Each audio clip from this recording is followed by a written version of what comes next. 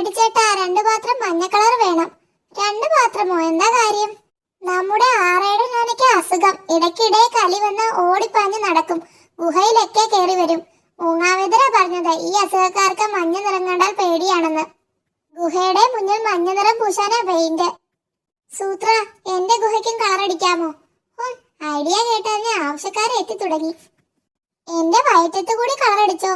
ആറയുടെ പിന്നെ തൊടില്ലല്ലോ. ഹിഹി. എന്നാ പിന്നെ ഈ പാത്രത്തിൽ ഇറങ്ങി കുളിച്ചോ. ശരി വന്നു, പണി ഏൽപ്പിക്കാൻ ആളായി. മഞ്ഞ നിറം കണ്ടാൽ ആറയുടെ പിന്നെ ഒരടി മുന്നോട്ട് വെക്കില്ല, പേടിച്ച പിന്തിരിയും.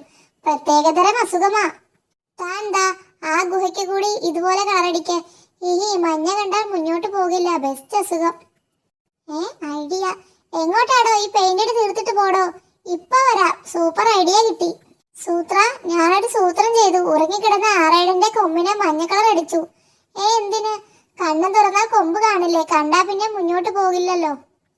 എന്ന് വെച്ചാൽ ആറേഴൻ നിന്നിടത്ത് തന്നെ നിൽക്കും, പിന്നെ ആർക്കും ശല്യമില്ലല്ലോ. ഷേരുവിന്റെ ഒരു ബുദ്ധി. ഈ ബുദ്ധി എന്താ സൂത്രന് തോന്നാത്തത്? അതെന്താ?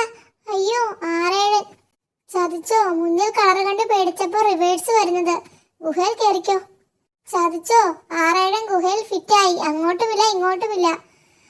ഇപ്പൊ മനസ്സിലായോ ഞാനെന്താ ഈ ഐഡിയ പറയാത്തതെന്ന്?